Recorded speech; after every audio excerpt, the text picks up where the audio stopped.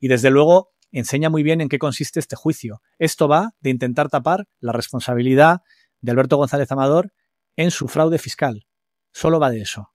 Y lo han llevado demasiado lejos. Averiguar si más personas antes de don Diego Villafañe, especialmente el 7 de marzo, habían recibido exactamente esa misma documentación. ¿Otras personas como cuáles? Pues mire, 499 personas con acceso a la carpeta guardia a través de la cual la documentación se puso a disposición de la Jefatura Provincial. 27 personas con acceso a la cuenta genérica de correo de la Secretaría Técnica donde se recibió esa documentación. Esto desde el 7 de marzo. 30 personas de la Fiscalía Provincial con acceso a la carpeta compartida Diligencias de Investigación 101-2024, además del personal de la Fiscalía Superior. Desde el 20 de febrero, todas las personas con acceso a la herramienta de gestión SAFI, que son todos los fiscales de Madrid. Desde el día 20 de febrero, todas las personas con acceso a la plataforma Fortuny. Y todo el personal del decanato de los juzgados de instrucción de Plaza de Castilla, donde se registró esa denuncia con esa documentación el día 5 de marzo, un día antes de producirse la filtración, por cierto. Vale. Bueno, nosotros no hacemos investigaciones prospectivas y exactamente. Y evidentemente la instrucción lo que se concentra, imagínese, en cualquier otra circunstancia, o sea, un homicidio, cualquier otra circunstancia, sobre potenciales actores que hayan podido de alguna manera. Vamos a ver, esto se centra por una cuestión, yo creo que evidente, en aquellas personas sobre las que hay indicios o sospechas, pues ya lo he dicho antes, de un propósito, de una oportunidad, de una disponibilidad. Ya he dicho que había un elenco de personas que se fueron decantando hasta una concreta. A mí me sorprende, evidentemente, que no se haya, o que sí, vamos, yo entiendo que sí que se ha podido realizar una auditoría dentro de Fiscalía y que si no nos han dicho, si no han transmitido a la instrucción ninguna cuestión rara, pues estará todo normal. Pero vamos, lo que usted marca, eso sí que es una investigación prospectiva y vamos, imposible de abarcar. Ignacio, este juicio tiene ya muchos detalles. Vamos a asumir que la gente que nos escucha más o menos sabe de qué estamos hablando. Vamos al grano, a lo más relevante de esta segunda semana. Era la comparecencia de los agentes de la Unidad Central Operativa de la Guardia Civil. Expliquemos por qué es importante lo que diga la UCO, qué papel ha jugado en este caso. La UCO, la Unidad Central Operativa de la Guardia Civil, aquí actúa como policía judicial, es decir, actúa a las órdenes del juez instructor, del juez hurtado, que es quien ordena a la UCO, por ejemplo, que hagan el registro en el despacho del Fiscal General del Estado, que intervenga sus comunicaciones, que encuentre si se ha borrado el correo, cómo recuperarlo, que busque todas las pruebas para intentar entender si fue o no fue el Fiscal General del Estado quien filtró el famoso correo. Y claro, el testimonio de los mandos de la UCO, que fueron los que lideraron este operativo, es muy relevante en este juicio. Ese informe de la UCO reforzó en su momento la decisión del juez de mandar a este juicio a Álvaro García Ortiz. ¿Con qué argumentos? La UCO no ha encontrado ninguna pistola humeante, es decir, no ha encontrado ninguna prueba, que es lo que buscaba, que demuestre que en efecto fue el Fiscal General del Estado el que filtró el famoso correo. Pero ha encontrado muchas evidencias que, a juicio de la UCO, demuestran que pudo ser él, o desde luego le sirven al instructor y ahora al Tribunal Supremo para argumentar pues que hay indicios contra García Ortiz. Básicamente son dos y los dos tienen su cierta explicación. Uno es la insistencia de Álvaro García Ortiz la noche del 13 de marzo en conseguir esa documentación cuando sale publicado el bulo en El Mundo.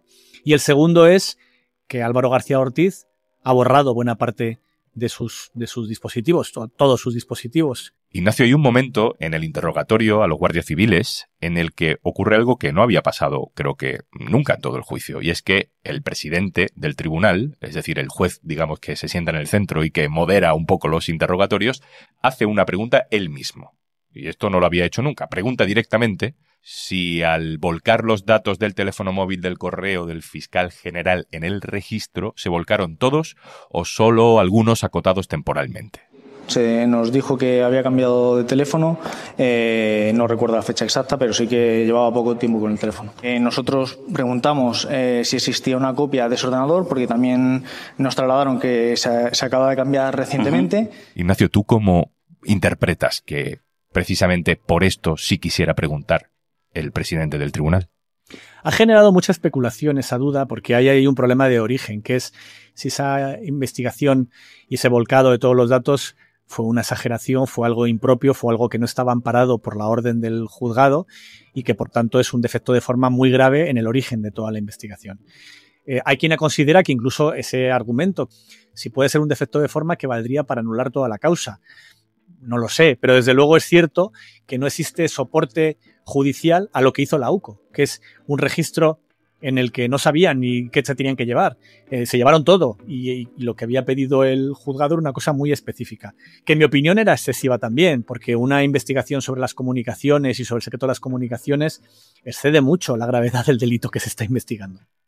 Ignacio, vamos a otra frase que pasa totalmente desapercibida si no eres un experto, pero que ha llamado la atención de algunos expertos. Es esta. Durante todo el proceso lo que se ve es un dominio a todos los niveles del fiscal general del Estado. Ignacio, la Guardia Civil no tiene pruebas concretas de la culpabilidad de García Ortiz, pero sí le señala con esta fórmula del dominio a todos los niveles. ¿Qué significa eso? A mí me llamó la atención, por ejemplo, que el argumento que da Balas, el teniente coronel de la Guardia Civil, para señalar al fiscal. Dice que, como los datos salieron de la Fiscalía General del Estado, según su opinión, y el mando máximo de la Fiscalía General del Estado lo tiene el fiscal general, eso significa que el fiscal general es, por tanto, el principal sospechoso o incluso el culpable.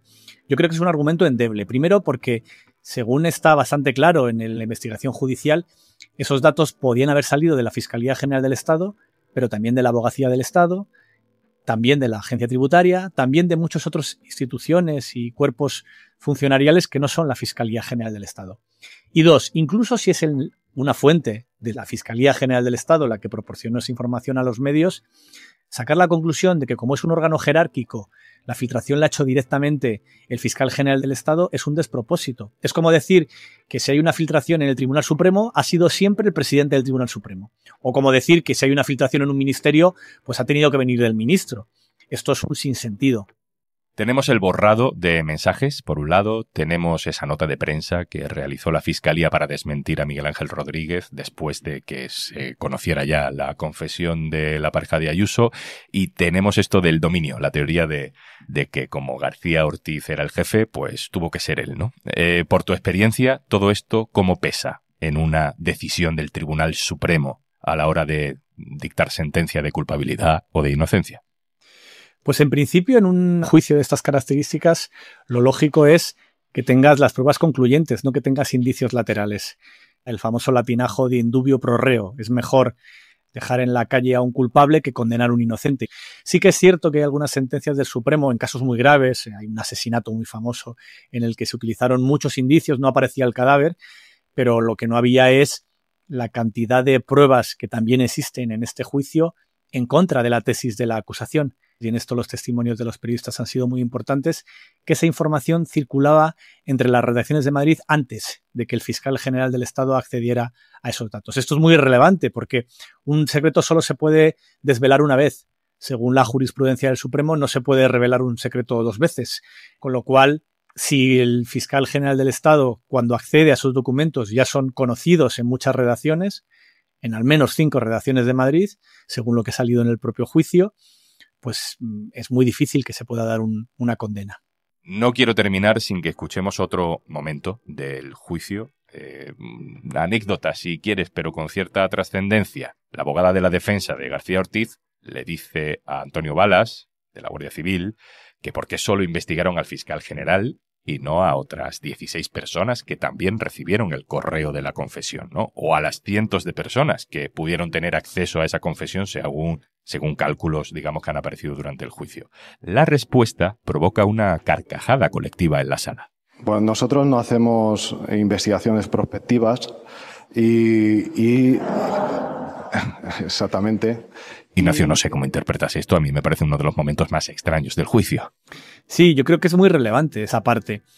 Si te das cuenta, una investigación prospectiva es aquella que se hace sobre una persona sin que exista una razón para ello. Una investigación a ver qué encuentras de esa persona. Pero claro, aquí lo que se está investigando en teoría es un delito, que es la revelación de secretos.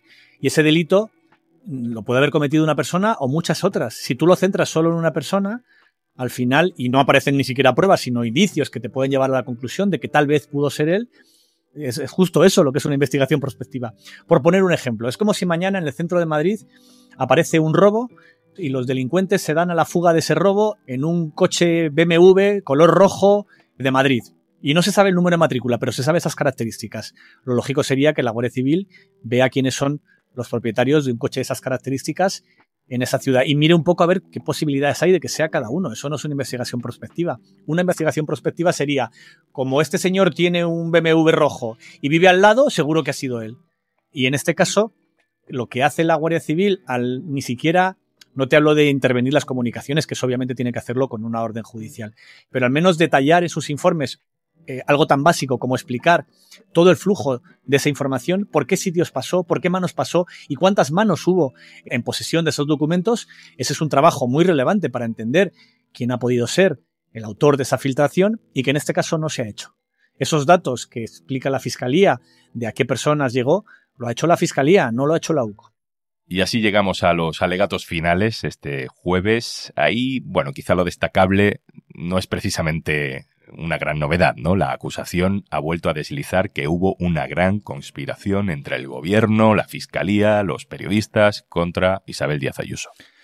Aquí el problema de las acusaciones es que ¿esto de dónde nace? Esto nace de un comportamiento muy inapropiado de la pareja de la presidenta de la Comunidad de Madrid, que está pagando la casa en la que vive la presidenta de la Comunidad de Madrid, que tiene negocios con un grupo sanitario muy relacionado con la Comunidad de Madrid y que todos esos presuntos delitos y ese seguro fraude fiscal que ya ha reconocido los propios abogados de González Amador, no en el famoso correo, sino en la propia inspección fiscal que vino después, pues en fin, que todo esto forma parte de una conspiración que se inicia en el momento en el que convencimos a González Amador para que cometiese 2 fraudes fiscales. Es todo un disparate. Y desde luego enseña muy bien en qué consiste este juicio. Esto va de intentar tapar la responsabilidad de Alberto González Amador en su fraude fiscal. Solo va de eso. Y lo han llevado demasiado lejos.